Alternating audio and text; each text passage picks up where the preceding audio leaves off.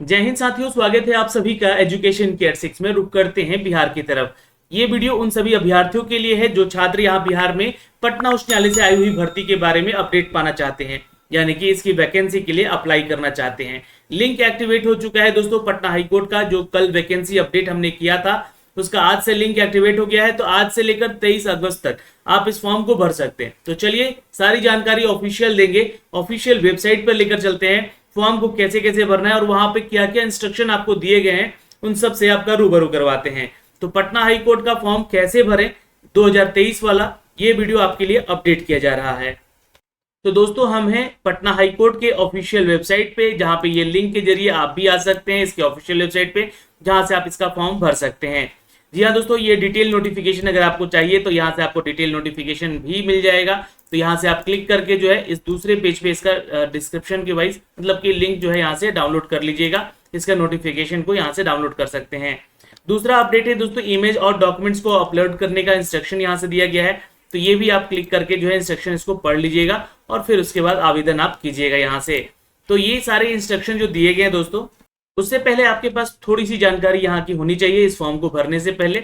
जी हाँ दोस्तों, आपको बता दें कि आपके पास एक मोबाइल नंबर और एक ईमेल आईडी होना चाहिए, जिसके जरिए आप जो है यहाँ पर इसका यूजर आईडी और पासवर्ड क्रिएट कर सके। तो यहाँ पे आपको अपडेट किया गया है, यहाँ पे देख सकते हैं candidate has fill the mobile number and email ID detail to receive the user password. User ID और पासवर्ड आपके पास ऐसा एक यूनिक यूजर आईडी और पासवर्ड होना चाहिए। ध्यान रखिएगा ये एक्टिव रहना चाहिए टिल आपके एग्जामिनेशन तक, या जब तक आपकी ज्वाइनिंग नहीं हो जाती है। आपको बता दें दोस्तों कि candidate will receive the user ID password on the registered email address और on the registered mobile number. आपके पास जो है आपके पास पासवर्ड और यूजर आईडी पासवर्ड दोनों भेजा जाएगा, ईमेल पे भी और आपके मोबाइल पे भी। यहाँ पे बोला जा रहा है कि overseas candidate will be receive both user ID और पासवर्ड रजिस्टर्ड ईमेल आईडी। यहाँ पे मेल पे भी आपको आएगा और आपके मोबाइल पे भी आएगा। ये चीजें यहाँ से अपडेट की गई है। तीसरा अपडेट है दोस्तों कि candidate can log in with the user ID and password complete the application form of for stenographer examination. तो ये फॉर्म जो है हम भर के बता रहे हैं आपको स्टेनोग्राफर की रिक्रूटमेंट को लेकर, जो कि 51 पदों की निकाली गई है।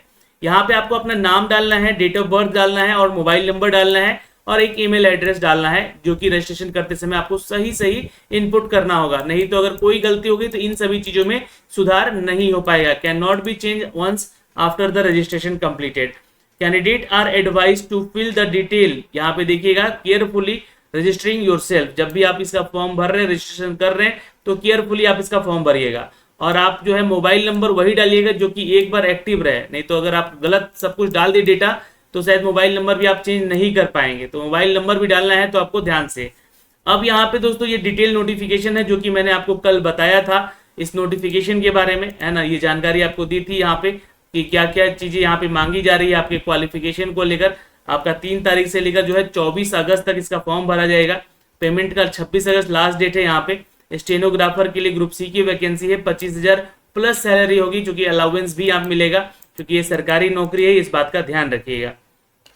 दोस्तों आपको बता दें कि यहाँ पे कैटेगरी वाइज कितनी कितनी सीटें हैं ये अपडेट किया गया है, इसको आप लोग चेक कर सकते हैं। कुल पदों की संख्या 51 है यहाँ पे और कुछ बैकलॉग्स वैकेंसीज हैं जो कि 22 है यहाँ पे। तो यहाँ से देख सकते हैं, यहाँ पे आप लोग भी चेक कर सकते हैं। एलिजिबिलिटी क्राइटेरिया की हम बात कर ले दोस्तों, यहाँ पे तो ये इस ऑफिशियल नोटिफिकेशन में सब कुछ डिटेल दिया गया है, आप लोग पढ़ सकते हैं। जो कि हमने आपको कल बताया था वही सारा है अपडेट। यहाँ पे मैरिटल स्टेटस को लेकर यहाँ पे बोला गया कि एक ही बार आपको शादी करना है, मतलब a male candidate who have more than 1 wife और फीमेल कैंडिडेट ऑल्सो, है ना, वो उसका भी शादी अगर हो चुका है और अगर जीवित हैं लोग, उनके जो पहले वाइफ या हस्बैंड जो जीवित हैं, तो आपको आरक्षण का लाभ कहीं नहीं मिलेगा। और यहाँ पे फिजिकल फिटनेस की बात करी जाए यहाँ पे, तो आपके पास कोई भी मेंटल स्ट्रेस वगैरह या कोई भी ऐसा हेल्थ को इश्यूज लेकर नहीं होना चाहिए, है ना, जिससे कि आपको जो है इस गवर्नमेंट जॉब में यहाँ पे अप्लाई करने में दिक्कत हो सके। तो आपका फिजिकली मेडिकल जांच भी होगा यहाँ पे। एज की मैंने बात कल भी की थी कि 37 साल तक मैक्सिमम एज क्राइटेरिया है और 18 साल मिनिमम एज क्राइटेरिया है। यहाँ पे अप टू डेट किया गया है। ये एज क्राइटेरिया आपका जो है दोस्तों, ये 1 जनवरी 2023 तक से काउंट किया जाएगा। Candidate must be not born later than 1 January 2005 से पहले के जो है आप बात के मतलब यहाँ पे नहीं होने चाहिए, ध्यान रखिएगा इस चीज का। 37 साल मतलब एज है आपका यहाँ पे, तो आवेदन कीजिएगा। यहाँ पे 2/1/1986 से लेकर 1/1/2005 के बीच में ही आपका बॉन्ड होना चाहिए। फीमेल की बात की गई है तो 2/1/83 से, चूंकि इनको यहाँ पे छूट मिलता है, 40 साल तक आवेदन कर सकती हैं। बीसी मेल और फीमेल दोनों 40 साल तक आवेदन कर सकते हैं। SC ST 42 साल तक मेल फीमेल आवेदन कर सकते हैं। PH कोटे से आते हैं जो भी छात्र कैटेगरी में है वो 47 साल तक आवेदन कर सकते हैं। तो ये एज को लेकर हो गया। एजुकेशन क्वालिफिकेशन हमने आपको कल भी बताया था कि दोस्तों आपका 12th पास होना चाहिए, पहली चीज। इंग्लिश में शॉर्ट हैंड में आपका टाइपिंग टेस्ट भी जांचा जाएगा। डिप्लोमा सर्टिफिकेट आपका जो है एटलीस्ट 6 मंथ का होना चाहिए, ध्यान में रखिएगा। और ये कोई कोर्स कंप्यूटर में आपका होना चाहिए यहाँ से आप आवेदन करते हैं तो। और यहाँ पे दोस्तों देखिएगा तो स्पीड की बात की गई है तो मिनिमम स्पीड यहाँ पे 80 वर्ड पर मिनट आपका होना चाहिए इंग्लिश शॉर्ट हैंड में, और 40 वर्ड पर मिनट आपका इंग्लिश टाइपिंग में होना चाहिए। ये कंप्यूटर पे जांचा जाएगा आपका टाइपिंग टेस्ट, ठीक है।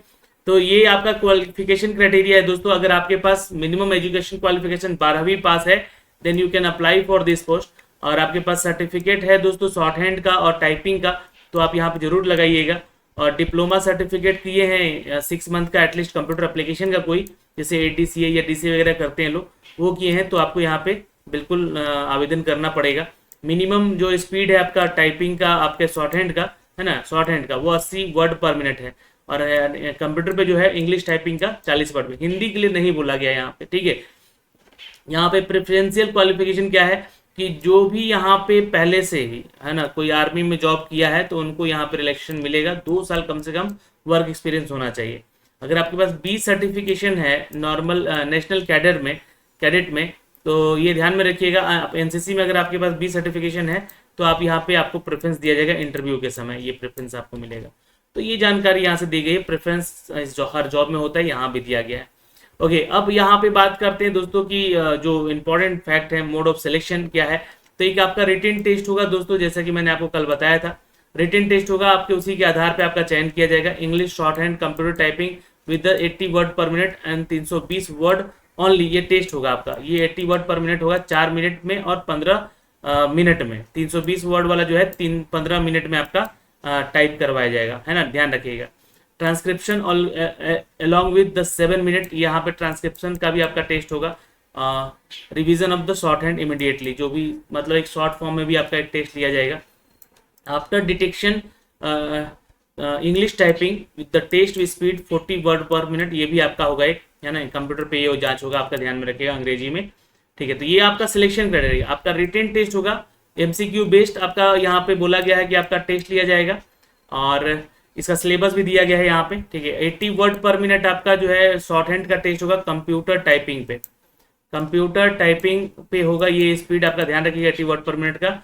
और 320 वर्ड पर मिनट होगा आपका 80 वर्ड पर मिनट के हिसाब से। ये 4 मिनट और 15 मिनट समय दिया जाएगा। 4 मिनट इसके लिए 80 वर्ड पर मिनट के लिए, और 15 मिनट जो है आपका 320 के लिए दिया जाएगा, ठीक है। इंटरव्यू होगा उसके बाद आपका एक, और फाइनल सिलेक्शन यहाँ से आपका मेरिट बनेगा। आपको क्वालिफाई करना है तो ये परसेंटेज लेकर आना होगा, लेकिन यहाँ पे कट ऑफ निर्धारित किया जाएगा, ये जान लीजिए आप लोग। सिलेबस और स्कीम क्या है, तो मैंने आपको बोला ना कि सिलेबस दिया गया। इंग्लिश पूछा जाएगा आपके एग्जाम में, कंप्यूटर साइंस से क्वेश्चन रहेंगे, तो ये 2 सेक्शन से आपका क्वेश्चन रहेगा एग्जाम में। स्पॉट एरर पूछा जाएगा, फिल इन द ब्लैंक्स रहेगा, सिनोनिम और होम्योनिम्स पूछा जाएगा, एंटोनिम पूछा जाएगा, स्पेलिंग डिटेक्टिंग पूछा जाएगा, मिस स्पेल्ड वाले क्वेश्चन रहेंगे, जैसे गलत लिखा रहेगा स्पेलिंग उसको सही करना रहेगा, और आइटम्स और फ्रेजेस रहेंगे, 1 वर्ड सब्स्टिट्यूशन भी रहेगा, और इम्प्रूवमेंट और सेंटेंसेस, एक्टिव पैसिव वॉइस। तो देखिए ये सब के लिए आप लोग अगर कोई बुक रिकमेंड मैं आपको करना चाहूँगा तो एक नीतू मैम का ना बुक आता है अंग्रेजी का ग्रामर में, तो वो बुक आप लोग ले लीजिएगा अगर आप लोग इसका तैयारी करना चाहते हो। उससे बेस्ट यहाँ पे सारा टॉपिक वहाँ पे दिया गया है, 30 नंबर ये आपका कवर हो जाएगा। तो बेसिक कंप्यूटर साइंस के लिए आपको जो है एक लूसेंट का साइंस आता है दोस्तों, ये सारे टॉपिक वहां से कवर हो जाएंगे। लूसेंट का जब जाके कंप्यूटर का क्वेश्चन बुकलेट मांगिएगा तो वहां से देगा एक बुक आपको, बेसिक बुक होता है वो। तो यहाँ से फंडामेंटल वगैरह, MS ऑफिस वगैरह के, पावर पॉइंट वगैरह के क्वेश्चन, इंटरनेट के क्वेश्चन सब कुछ मिल जाएंगे। तो लूसेंट का आप लोग जो है ना कंप्यूटर साइंस का एक किताब ले लीजिएगा, वहां से ये कवर हो जाएगा सारा सिलेबस आपका। Question paper will written test shall be available English languages होगा, सिर्फ इंग्लिश में होगा। There shall be not negative marking, यहाँ निगेटिव मार्किंग नहीं होगा गलत उत्तर देने पे। फॉर्म भरने के लिए आपको 1100 फीस चार्ज लग रहा है, जनरल, OBC, EBC और EWS कैटेगरी को लेकर।